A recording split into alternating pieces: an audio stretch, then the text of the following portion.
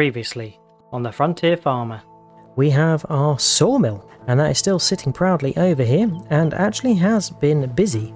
We have prefab walls, this is long planks, we have our standard planks and our wood beams. So we're going to be ferrying some wood from our wood storage yard into the sawmill to keep that processing. So we are full. Now here it is. It's not the largest trailer in the world, but it will certainly do for us. So mission is now to get some of this loaded and over to the sell point. Get this loaded up. Second load being dropped off. And I gotta say, I think this is working pretty well. Now I can either extend field 3 or look to create a separate field in this green space over here.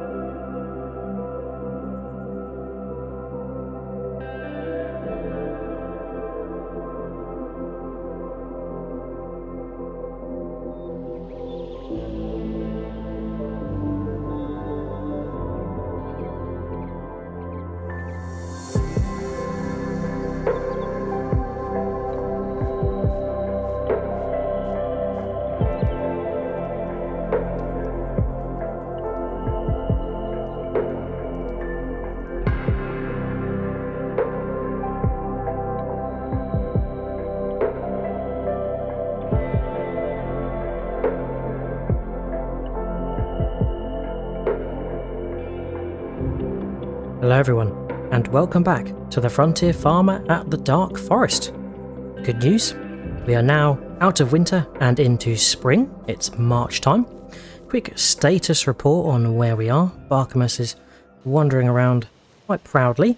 The open air garden is busy making some soybeans, and that is hopefully going to be at a good sell price in June, so we should amass quite a lot of soybeans between then and now. We've got our 3 fields very active, and they've actually gone up a growth stage now. We've got wheat in field number 1, barley in field number 2, and field 3 with canola. And all 3 fields are growing quite nicely and will be ready later on in the year. Now the sawmill has been busy progressing all of our products, the wood beams, planks long and prefabricated walls, because we loaded it up previously. So we maxed out the sawmill with 75,000 litres of wood, and we've chewed through around 15,000 litres already to make all of our products, so it's looking pretty good. And that really is all thanks to a chap called Tim, who was the person who worked at the sawmill on the other side of the Dark Forest, who has come to join us permanently now. So Tim's done a smashing job getting all of this stuff processed and progressed, which is really good. And there's another bit of good news, is that Tim has told us that where his previous old sawmill is, he actually has another tractor. And he said that we're welcome to borrow it today. And as we've got quite a bit of field work that we need to do, I said, absolutely, we will take you up on that offer. So we are going to run over there with Tim, and he's going to show us where it is, and we'll be bringing it back to the homestead for using. He did actually say that we can borrow it when we want to, but he's predominantly going to use the PTO shaft for helping him out at the sawmill. But this is the area that we need to focus on today. And previously I did say that we were probably going to turn this patch into a field. So that's what we're going to do. I think I'm going to keep it separate to field number 3. I'm not going to join them up because field number 3 has got canola in and we don't want to disturb that. But yeah, I am going to be looking to turn this area into a field. So we're going to head over to where the old sawmill was and see if we can find Tim's old tractor. We can go past the old distribution centre and loop around to the track somewhere over here. It's very hard to see because the whole area is still covered in weeds, very deserted. And we're coming up to the fuel station, so I think what we'll do is fuel up the lorry whilst we are here. makes sense too. Perfect. Takes quite a lot of fuel, this. 114. Expensive. Okay, so we've worked our way to where the old sawmill is, and again, covered in weeds. Not a very used area. So where was it you said this tractor was, Tim? Okay, we'll pull up and have a look around the back. Aha! So unbeknownst to me, this lovely tractor was hiding around the back. And Tim's been explaining to me that it is a John Deere LANZ, and it's one of the Bulldog editions. And it's pretty old, but it's got 120 horsepower, so it's more powerful than the Sawmill we have. And yeah, it looks very old-fashioned, and I think it's got an articulating steering. It pivots at the middle joint. And oh yeah, look, it's a very interesting looking tractor. It's got all the covers around the pulleys and all sorts of things there. So we're going to jump into it. I think he said it definitely needs a fueling and probably a bit of a once-over service. So it's the John Deere LANZ D6016. Fantastic. Right, let's hop on. Tim did tell me that this has a bit of a startup procedure. It's quite complicated, so let's get that rolling.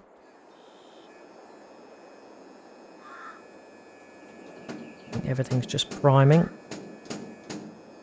It's cranking and charging.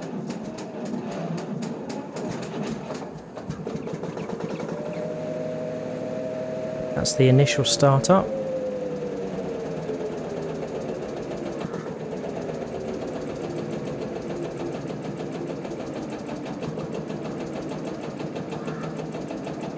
Okay, so I think that is probably us started now. He did say it takes a little while to get going. There we go. I think that's it, finally fully chugging now at full RPM for idle. And as you can see, it definitely needs a service, and it also needs some refueling. So we'll see to that, but it's pulling away, and it looks like the pivot steering is still working, so that is fantastic. Awesome.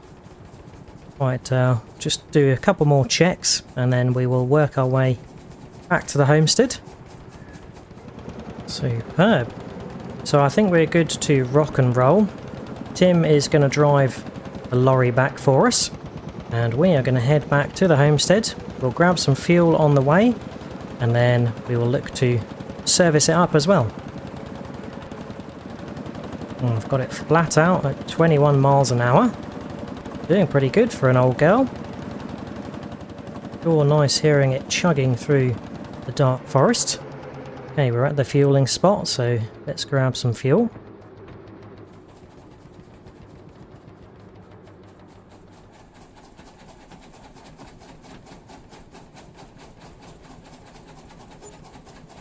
Another expensive fuel top up, 135.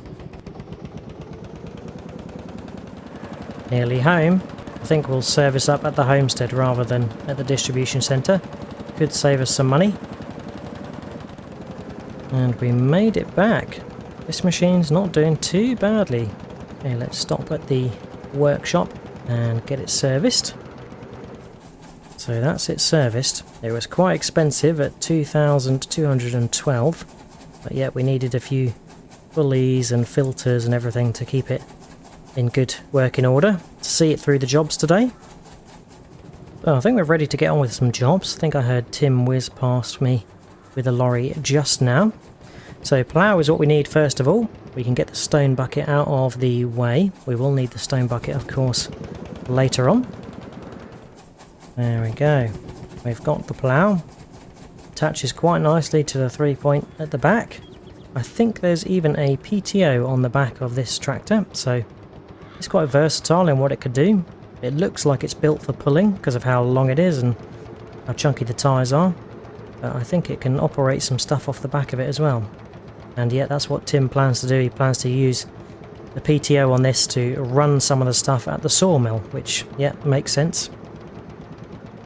Aha, yep, Tim is back and he's dropped the lorry off where we found it. And with the trailer which we used to take some of the materials over to this sell point previously, and that trailer did a sterling job, so we will definitely be using that again. And we of course are going to need to clear up some of these wood chips, and yeah, I don't really have any idea what we're going to do with the wood chips quite yet. We will see what happens. Right, I'm going to try and line up as best as I can for this, because we have a rock to contend with, so I'm going to be staying far to the left of that and try and keep the field as even as possible, but I also don't want to waste too much space, and I have to bear in mind that I don't want to be too close to the field over there, so I think we'll drive a little bit forward. I think that looks about right, so I will lower away and we can start plowing. Fantastic. And yep, we are revealing rocks, but that's okay. We'll come along with the stone clearer later on. Now, one thing I need to address is the way in which I am ploughing this time compared to other times. Previously, I've sort of gone clockwise around the field, whereas now I am most certainly going anti-clockwise. And that is because I previously thought that you used to have to turn the field in towards the middle, but I have come to learn that it's actually, you want to be turning it out towards the outer part of the field. So the plough shovels are facing towards the outer section of the field. Right, we are doing quite well so far. I think everything's looking lined up. So plan is I'm going to do a couple of headlands to gauge the size of the field, and also so we've got a good degree of turning space for our rows when they come along. And then I will be doing alternate rows, making sure, because this is a single direction plough, that I am doing it in the right direction. So leave this with me and I'll see you when we're all finished.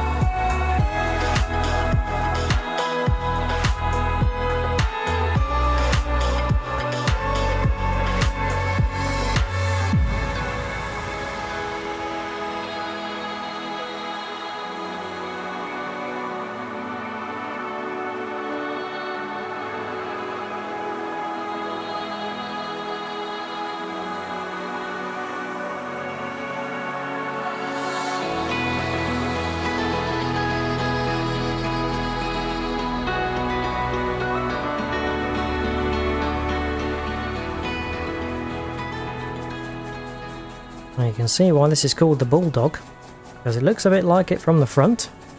And that is the ploughing all done. And the John Deere LANZ and the plough that we have got have worked pretty well hand in hand. Now I did have a little bit of a challenge initially lining up the plough rows with sort of the direction I was going, because the field is not a perfect square, but I did even it up and make it look a lot nicer as I got towards the middle, and I don't think we did too bad a job. And as mentioned, yeah, I've corrected how I previously ploughed. I used to sort of go clockwise round and turn the ground in towards the field, and this time round I went anti-clockwise and then did rows which turned the ground towards the outer section of the field. So yeah, I hope that is up to scratch, and for those who know about ploughing, I hope that meets expectations. Let me know if there's anything I could do better or if that was good. But yeah, fantastic. It's nice that we've got our 4th field created now, and I guess next we've really got to crack on with clearing the stones. Then we've got to lime it, cultivate it, and then drill it. Whether or not we got enough time today to see to all those jobs, I'm not sure, but we could at least get it stone cleared and limed, and possibly even cultivated, and then it's ready for us to drill next time, and that would be the month of April, which is when we can actually drill soybeans. And I'm thinking we haven't grown soybeans yet. We are growing soybeans in our open garden, but it might be quite nice to top them up and have a good amount of them to sell when the price is right. I don't think they'll be harvesting before June or July when the price is good, but we can at least stash them away and save them for next year. Right, that's the plough dropped off. We're now going to grab the stone shovel, and we'll be doing a reverse with this shovel to collect all the stones like we have done previously. This is our manner in which we collect the stones. Right, let's get over to the field and we can get set up accordingly. Okay, so we can set up in this direction. We'll follow where we started ploughing, so anti-clockwise again.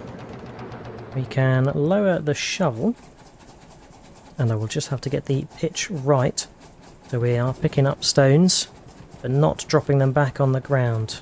I think that looks about right if you ask me, and it can't be too low so that we lose traction, which is what it kind of looks like at the moment. Okay, that looks a little better. Hopefully we are catching everything. Yet we are going to have to do the reverse drill to collect all these stones. I imagine we'll fill up a bucket, but luckily the stone stash is just the other side of the silage bunker. Now in terms of size, I think this field is probably as big, if not bigger, than field 1 and 2 combined. Yeah, I think it's probably bigger. So that's good news, because we are looking to probably replace where field 1 and field 2 are with animals in field 1 area. We did plan to potentially get some sheep and possibly some cows. We'll see how we get on. And yeah, maybe a horse or 2. We've already got chickens, so that ticks 1 box. And then in the field 2 area, we potentially might leave that for some more production space, because we've got quite a large sawmill and wood gathering operation going on. So we might need some space for larger equipment to help us with that and becoming more productive with all of that. But we are currently stone picking, so let's concentrate on that. I'm going to get all of these stones collected from the field, deposited near the silage bunker. Yeah, of course we will need to look at placing some sort of factory that can turn the stones into lime, because that would be very beneficial. And yeah, thanks to all of the building materials we are creating, the money that we're raising, we're probably not going to be too far off from creating something like that in the future. But I'm going to see to this and catch you when we're finished.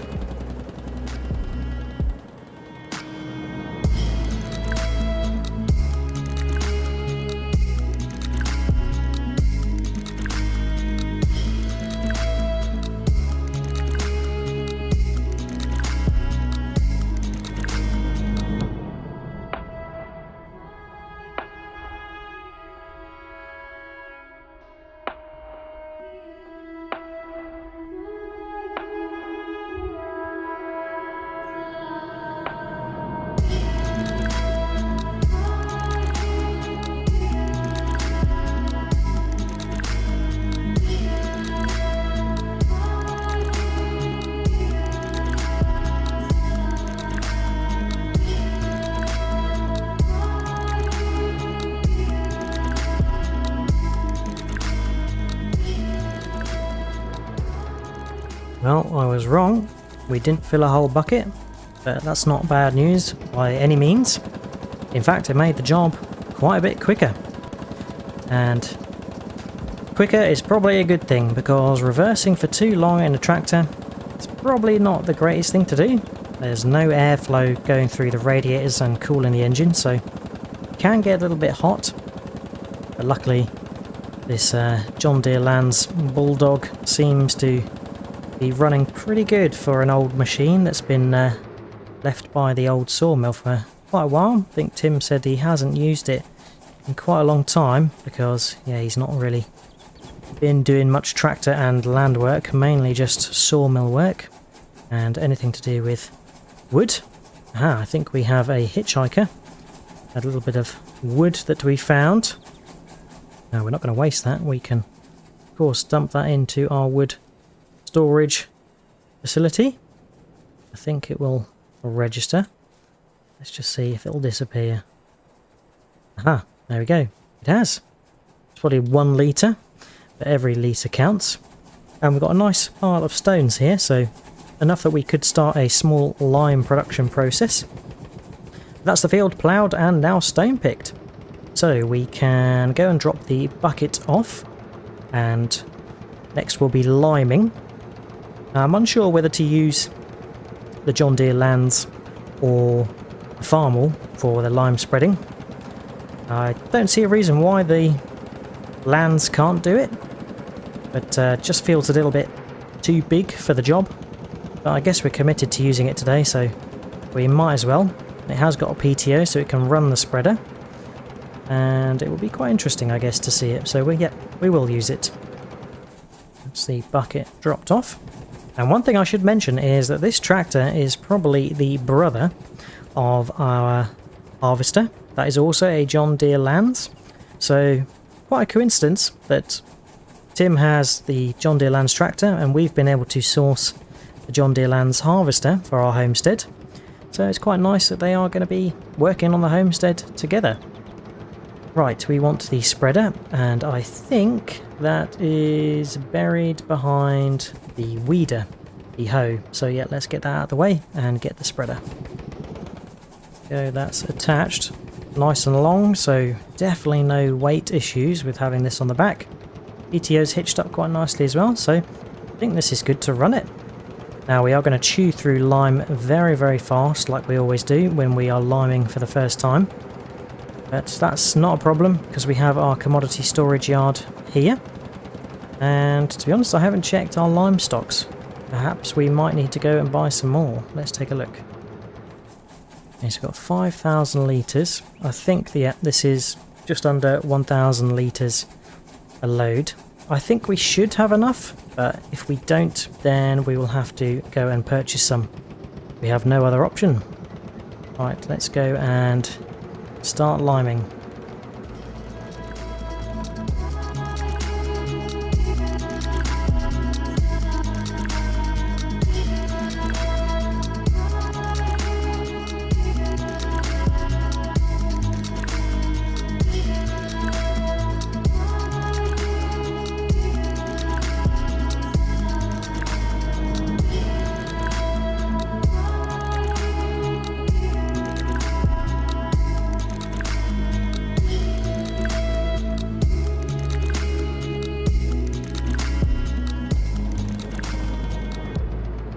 And I run out with, luckily, having just finished covered the field. I think that's one of the hardest jobs on the farm, that, because it fills out, it empties so quickly, and we have to do a couple of runs. And yep, I did accidentally lower the spreader when I started, and that made the tractor drag along the ground and pivot the direction, and then I ended up hitting a tree. So yep, it's a little bit chaotic, that one, but we have limed it, so that is the main thing. Right, we can park the lime spreader back up, and then it's on to cultivating. And then that field should be all ready to drill, but I'm not sure whether we're going to drill it today or if we will leave it till next time so we can get soybeans in. We can't drill soybeans just yet. That's all parked up back nicely. We want the cultivator, which I think has a bay of its own because it's quite a big implement. There we go, so let's pull this out. Now, it's been very nice using a different tractor today, although I do slightly miss the farm.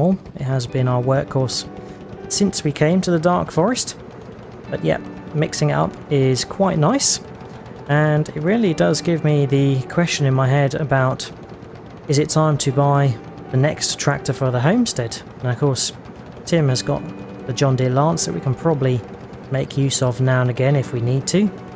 Really, I would like to purchase a new tractor, and potentially one that has got a front hydraulic, because if you recall, when we mowed this new area and we collected all the grass to go in this silage bunker, we used a new sort of bat wing mower on the back of the tractor, and it does come with a front attaching mower as well, so it would be nice to have that mower setup working in entirety. And we need a front hydraulic for that, so yep, I'm on the lookout for a tractor with a front hydraulic. Okay, so we load away and we are cultivating. Now it does look like the cultivator's slightly hitched up, so I don't know if there's some way I can lower that. It seems to be hitched quite high on this, but it is cultivating, so yeah, it's doing the job, but potentially probably should have hitched it a little bit lower. Maybe we could have used the drawbar with this, but not to worry, it's doing the job, so that's the main thing. Right, so I'm going to whiz round here and get this all cultivated, and I'll see you when we're finished.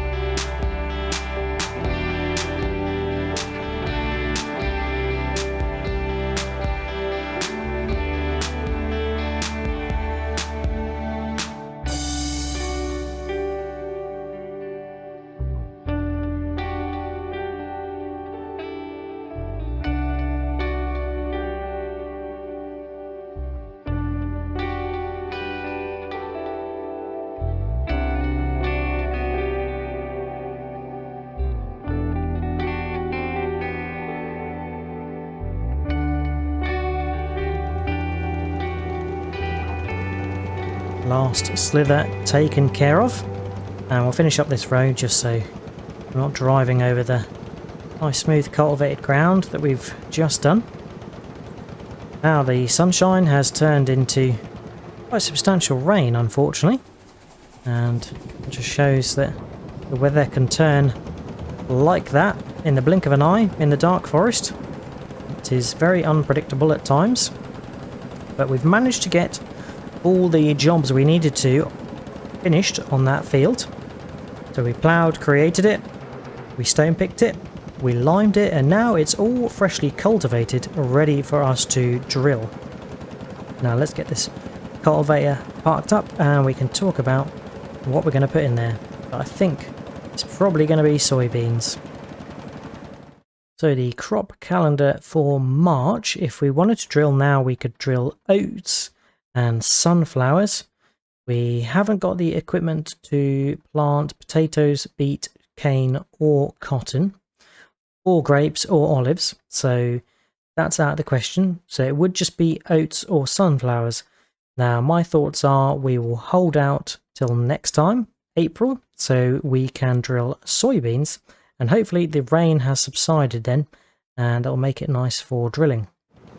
But fortunately, it looks like the rain is giving the John Deere LANZ a little bit of a wash, as it was quite filthy from working in the fields, and to be honest, it was quite filthy anyway when we found it. Now I'm going to park this around the other side of the sawmill for Tim. That's where he asked if we could drop it off once we're finished. Now if we mosey on down here, I think this is where he said, just behind these planks and boxes and so forth, and he said there's a bit of a shut-off procedure to close the fuel valves and whatnot, so let's start that.